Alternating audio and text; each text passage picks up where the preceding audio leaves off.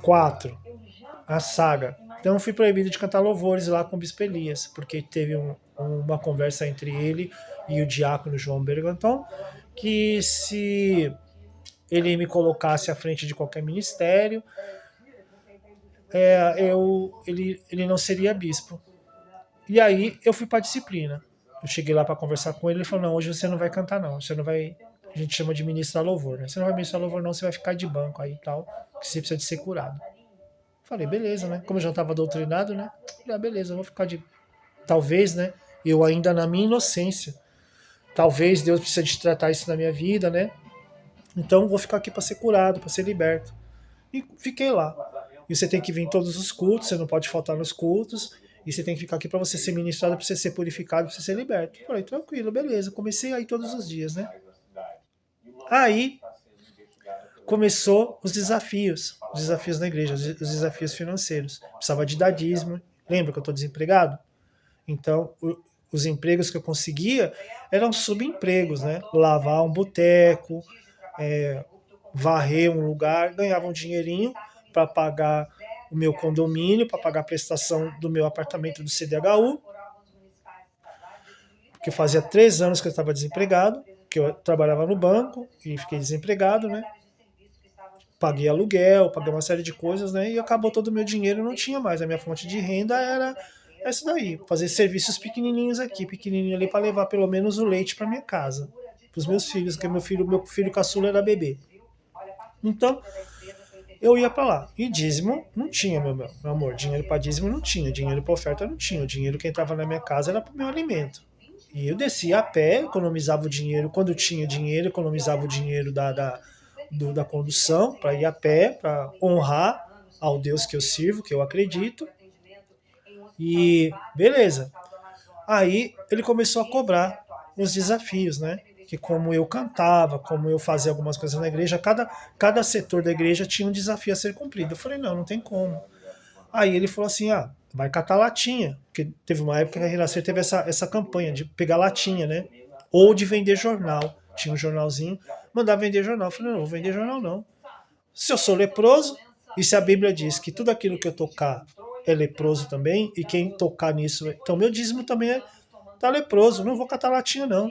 Não vou catar latinha não, não vou catar latinha, não vou vender jornal, não vou fazer nada disso. E aí foi aquele pererê, né? Rebelde, insubmisso, aquela coisa toda, né? Que acontece muito dentro desses lugares. E ficou insustentável novamente ali. Eu falei, quer saber de uma coisa? Cansei. Aí eu cansei. E eu tenho essa característica, a minha família tem essa característica. Quando a gente fala não é não, isso é familiar, né? Eu falei, cansei, cansei. Aí ele convocou uma reunião.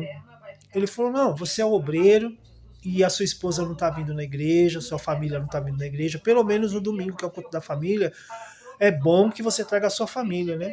E eu preciso de uma reunião com a sua esposa. E ele estava noivo de uma moça naquela época, né? Acho que era a diaconisa Daniela, se não me engano. Eu falei, reunião com a minha esposa, por quê?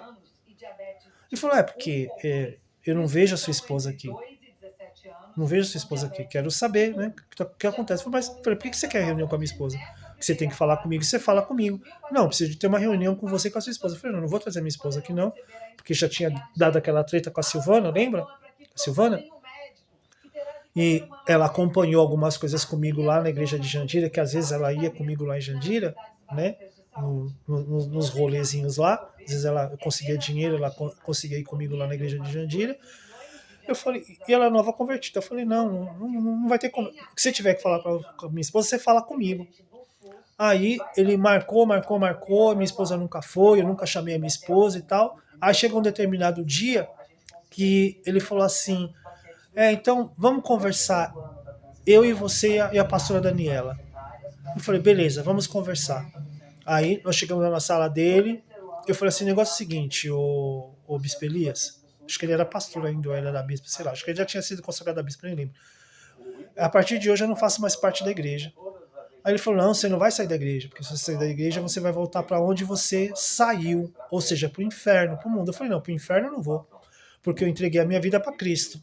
Pro inferno eu não vou. Eu vivi durante 33 anos, 30 anos, 33 anos, eu vivi literalmente no inferno. E pro inferno eu não volto. Da onde ele me tirou, ninguém me coloca de volta. Não vou voltar. Nem pela minha própria vontade, nem por você. Eu falei, não vou voltar. Vou sair daqui. Se você sair daqui, você vai se desviar. Eu falei, não vou me desviar. Não vou desviar porque a minha fé não está na renascer em Cristo, a minha fé não está em Bispo Elias, a minha fé não está a minha fé está em Jesus Cristo. E mesmo que eu venha a ficar fora da igreja como atualmente eu estou, não estou congregando em nenhum lugar, eu não desviei os meus caminhos dos caminhos do Senhor. Aí, aquela discussão toda, aí ele viu que eu não ia ficar mesmo, que eu estava decidido a sair. Falei, estou saindo, não vou voltar. Se eu sair daquela porta, você nunca mais vai me ver aqui dentro. Aí ele falou, já que você está saindo mesmo, então eu vou falar por que você estava de banco. Aí ele contou toda essa história que eu contei nesses 4 vídeos para você. Que começou lá na época do pastor Márcio, passou pela gestão do bispo Ivael, do bispo Ivael passou para o pastor Elias. E ele falou assim, eu quero ser bispo. Ele falou, eu sei que você não é homossexual, eu sei que você não é nada disso, você é uma bênção, eu vi você aqui e tal, mas eu quero ser bispo. E se eu coloco você nas suas atividades, se eu coloco você para tomar conta da tesouraria, dos jovens, da intercessão, de pregar no culto, de cantar, ministrar louvor, ser líder do louvor e tal, porque eu sou músico também, eu toco saxofone, eu vi que você canta pra caramba, mano. Então, se eu fizer isso, o João Berganton, que ainda era motorista do Abud, ele falou que ele vai me denunciar lá pra Bispo Abud, eu não vou ser bispo. E eu quero ser bispo. Eu falei, então beleza, pode ficar aí, pode ser bispo, porque se eu sou motivo de você alcançar o que você quer, beijo, me liga, fui. Virei as costas e fui embora. Mas eu saí tão pé da vida que eu falei assim, eu vou, denunciar na delegacia, vou lá na delegacia. A delegacia ainda era onde era a delegacia? Acho que a delegacia já era ali mesmo, onde ela está atualmente, ali do lado da pista de skate. Falei, vou fazer um boletim de ocorrência por calúnia e difamação, entendeu?